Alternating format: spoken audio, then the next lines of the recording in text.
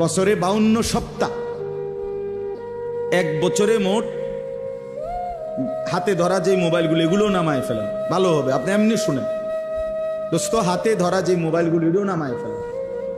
মোবাইলে যথেষ্ট পরিমাণ ওয়াজ আছে, অভাব নয়। ছেলেরা দেখেন না রেকর্ড করে, আর এমনি তো আছে। এখন আমরা আসছি কষ্ট করে, আপনারাও আসছেন কষ্ট করে, সামনাসামনি শুনেন, একবার চোখের দিকে তাকাই, বরকত হয়। চোখের একটা আসর আছে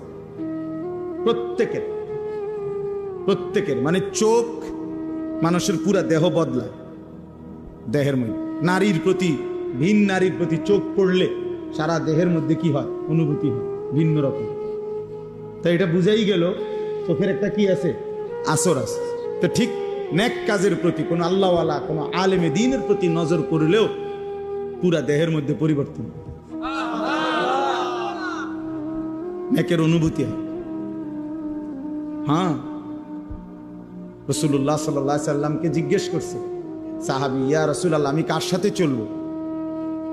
তো বলছে, মান যাক্কারাকুম বিল্লাহি রুয়াতুহু, যাকে দেখলে আল্লাহর কথা মনে পড়ে।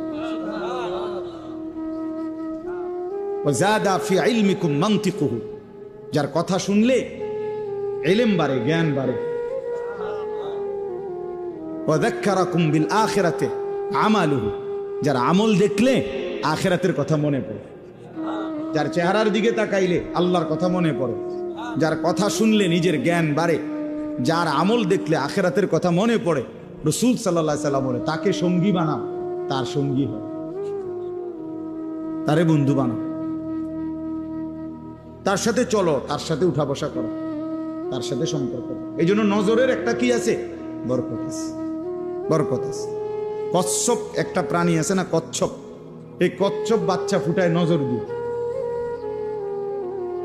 কচ্ছপের ডিম থাকে পারে, আর কচ্ছপ থাকে পানিতে। ওইখান থেকে সে শুধু চোখের দৃষ্টি দিয়া ডিমের দিকে তাকায় থাকে। এই নজরের বরকতে কিছুদিন পর ডিমের থেকে বাচ্চা ফুটে। হ্যাঁ, এজন্য নজর বদলায়।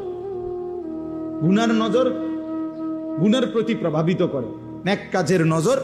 আল্লাহর ঘর দেখলে, কাবা শরীফ, মালিকের ঘর দেখলে চোখে পড়লেই কলিজা ছিঁড়ে যায়, চোখে পড়লেই কালো গিলাফ আশেক পাগল হয়ে যায়, হেবে দিছে, কথাবার্তা সবকিছু এলোমেলো হয়ে যায়। এটা একটা ভিন্ন বিষয়। নজর, নজর মদিনার সবুজ গম্বুজ নজরে পড়লেই